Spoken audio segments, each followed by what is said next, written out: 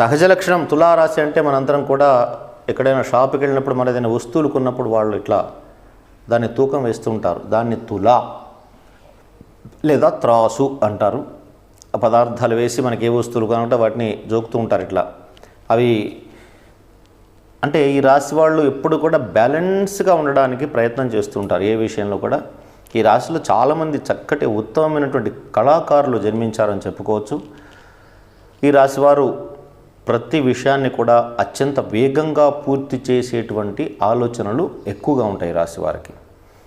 సరే, ఈ రాశిలో ఉండేటువంటి నక్షత్రాలు ఆలోచించినట్లయితే చిత్త 3, 4 పాదములు, రా రి అనే అక్షరములు, స్వాతి 4 పాదములు, రు రే రో తా అనే అక్షరములు, విశాఖ 3 పాదములు, తీ తూ తే అనే అక్షరాలు ఉంటాయి. ఈ రాశి వారికి ఆదాయం 11, వ్యయం వచ్చేసి 5. పూజించేవారు 2, అవమానించేటువంటి వారు 2.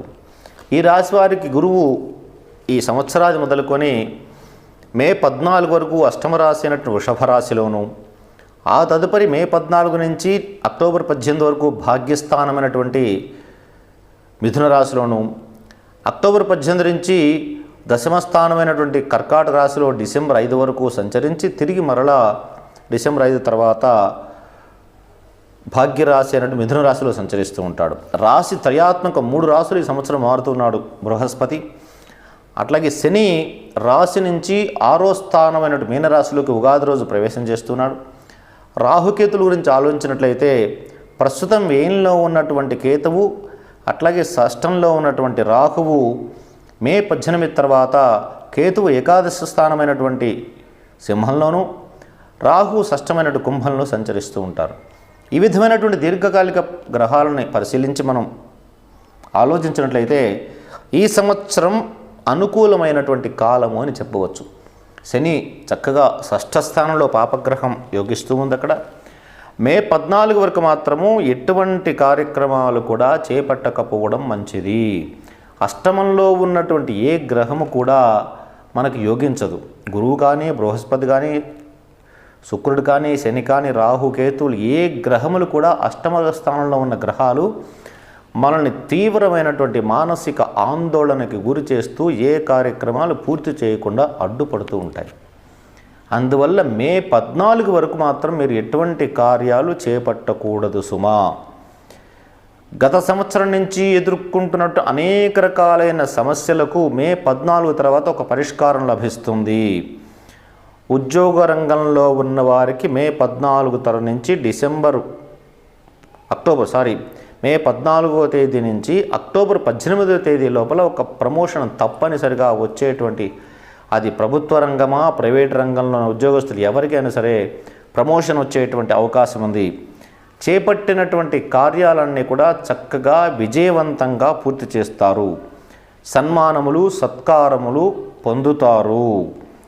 న్యాయ సంబంధమైన విషయాలు కూడా మీకు అంటే కోర్టు ద్వారా ఏమైనా సమస్యలు ఉన్నట్లయితే న్యాయ సంబంధమైన విషయాలు కూడా అనుకూలంగా ఉంటాయి.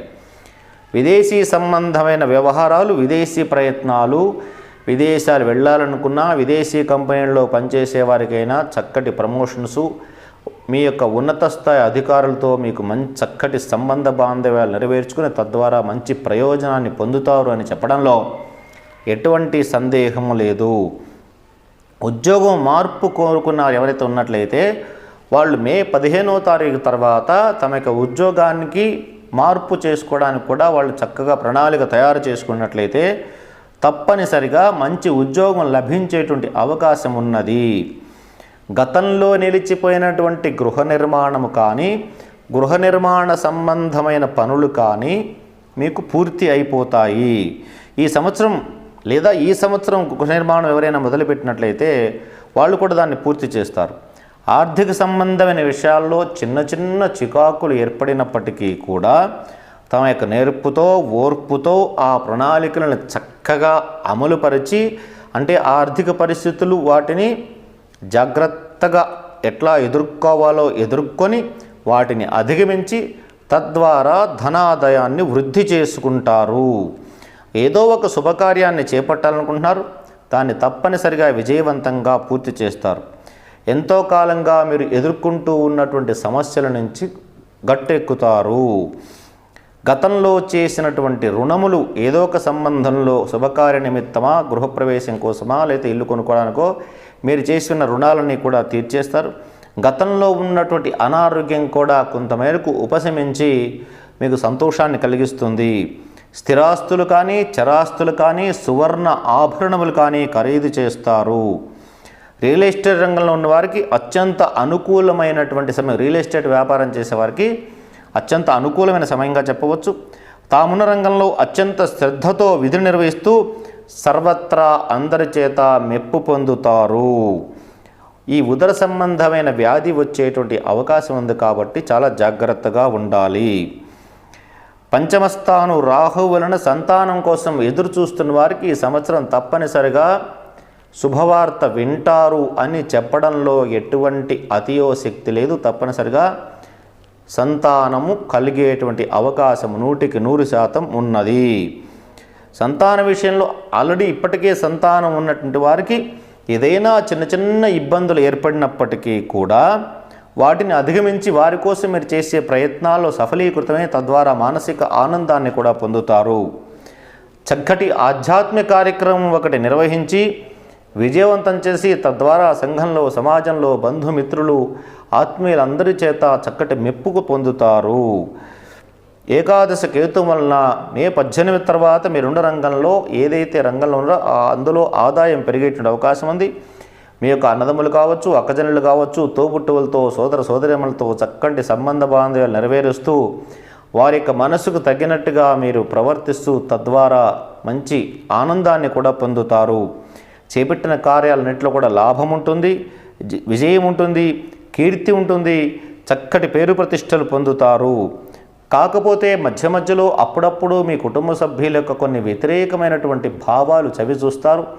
ఆ సమయంలో వాటిని సరిదిద్దుకొని ముందుకు కనుక మీరు వెళ్ళగలిగినట్లయితే ఈ సంవత్సరం మీ జీవితంలో ఒక చక్కటి ఆనందాన్ని కలిగించే సంవత్సరంగా మిగిలిపోతుంది అని చెప్పడంలో ఎటువంటి సందేహం లేదు.